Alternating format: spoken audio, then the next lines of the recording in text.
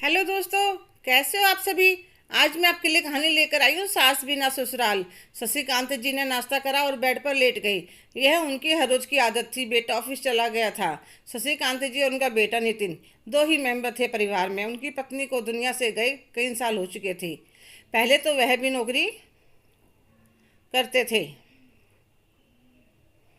फिर बेटे को अच्छी जगह नौकरी लग गई तो कहने लगे खर्चा ही कितना है, और उन्होंने नौकरी छोड़ दी। अब पूरा दिन घर पर ही रहते थे। बेड पर लेटे लेटे सोच रहे थे, आज तो कचौड़ी खाकर मजा आ गया। दोनों बाप बेटों को बाजार का खाना पसंद था।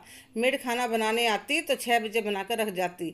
शाम को भी बाप बेटे को ठंडा खाना बिल्कुल भी अच्छा नहीं लगता था, इसलिए जब दिल करता बाजार से ले आते। वह लेटे ही थे कि डोरबेल बजती है। दरवाजा खोलने जाते हैं तो सामने उनका दोस्त शंकर था। अरे क्या हुआ, सो रहे थे क्या? इतना टाइम लगा था दरवाजा खोलने में।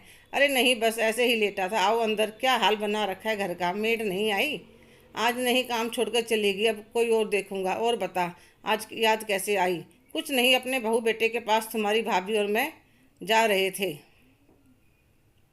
3-4 महीने रहेंगे, जब बच्चा हो जाएगा और बहू को पूजन कर लेगी तब आ जाएंगे। हमारा दिल तो यहीं लगता है छोटे बेटे बहू के पास। तुम भी नितिन की शादी कर लो। घर में औरत हो तो घर स्वर्ग बन जाता है। मेरी साली की जिठानी की लड़की है, कहे तो बात चलाऊं। बहुत प्यारी बच्ची है, एकदम संस्कारी। बीए पास किया है उसने होम साइंस में। बहुत अच्छा खाना बनाना जानती है। नाम भी बहुत प्यारा है, मधु। ठीक है भाई, तुम इतनी तारीफ कर रहे हो तो बात चलाओ। मैं नितिन से बात करता हूँ। तो शंकर बात चलाते हैं, फ़ोटो मंगवाते हैं। नितिन भी हाँ कर देता है। 1 हफ्ते के अंदर सगाई हो जाती है। तो शंकर कहता है, यार शादी तो 20 दिन बाद है, मैं इतने दिन नहीं रुक सकता। बहू के पास जाना जरूरी है। ठीक है, मैं समझता हूँ तेरी मजबूरी, तुम चले जाओ।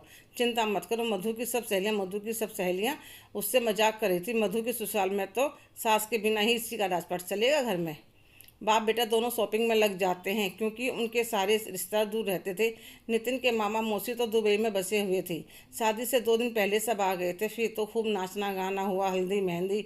फिर तो नाचते गाते पहुंच गए लड़की वालों के यहाँ। उन्होंने भी बहुत अच्छी व्यवस्था कर रखी। दुल्हन का एक छोटा भाई और एक छोटी बहन थी। पूरे परिवार में रहने की आदत थी उसे भी। जयमाला हुई, फोटो खींची गई, खाना पीना, फेरे और विदाई सब हो गया। और बहू को लेकर घर आ गए। सासू माँ तो थी नहीं। मौसी ने बहू का गृह प्रवेश करवाया। आज शशिकांत जी को अपनी पत्नी की बहुत याद आ रही थी। आज वे होती तो सबके कितना खुश होती।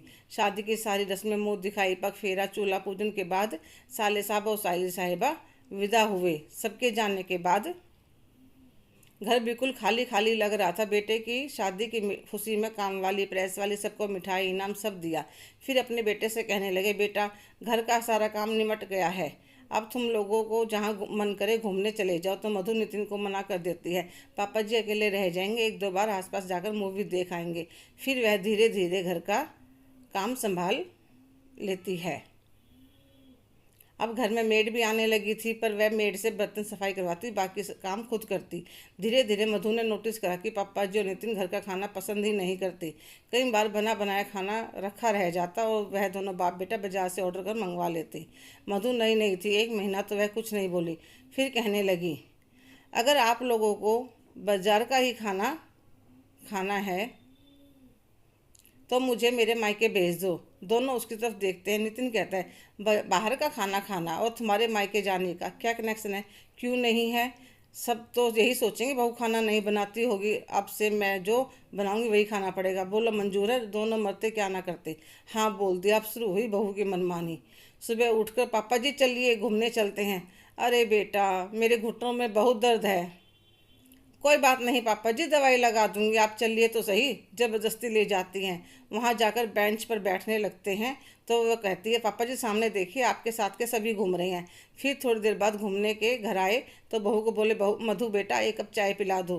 तो वह चाय देकर नहाने चली जाती है। थोड़ी देर बाद दूध कॉर्नफ्लेक्स ले आते हैं। पतिदेव को नाश्ते में दूध और सैंडविच देती है और टिफिन देकर ऑफिस के लिए विदा करती है।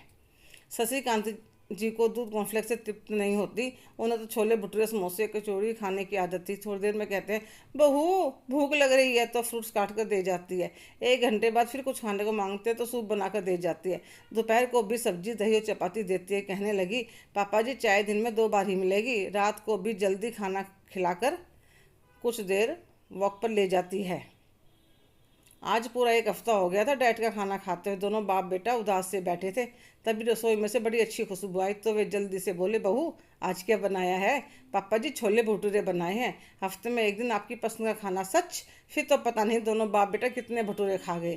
खाकर बेड पर पसर गए। इतनी देर में बहू रानी ग्रीन टी ले आती है। लीजिए ग्रीन टी पीजिए, सेहत के लिए अच्छी होती है।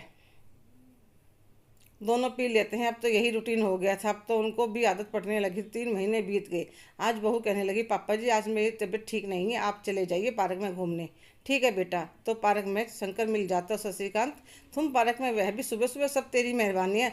अरे मैं तो रात को ही आया था, पोते की मिठाई खिलाने घर आने वाला था, पर मैंने क्या कर दिया, नितिन के लिए दुल्हन तुमने ही तो बताई थी। जब से बेटे की शादी करिए जिंदगी हराम हो गई। सुबह घूमने जाओ, चाय दिन में 2 बार मिलेगी, कुछ खाने को मांगो तो उपमा पोहा फ्रूट सलाद दलिया नारियल पानी सूप जैसे इन चीज़ों के अलावा दुनिया में कुछ है ही नहीं। हमारी क्या ऐसी ज़िंदगी थी, दिन में 10 बार चाय पी जाता था, कभी समोसे कभी कचौरी। अरे चल यार, तुम तो एहसान फरमोश हो। पीला पड़ा चेहरा गुलाबी हो गया है। 2 कदम चलते ही हाफ जाते थे, अब देखो कितने फिट हो रखी है, और कपड़े देखो तो सही कैसे चमक रही हैं। एहसान मान मेरा, जो तेरे बेटे के लिए ऐसी लड़की ढूंढ कर लाया। ना तो कौन इतनी मेहनत करता है अपने ससुर के लिए।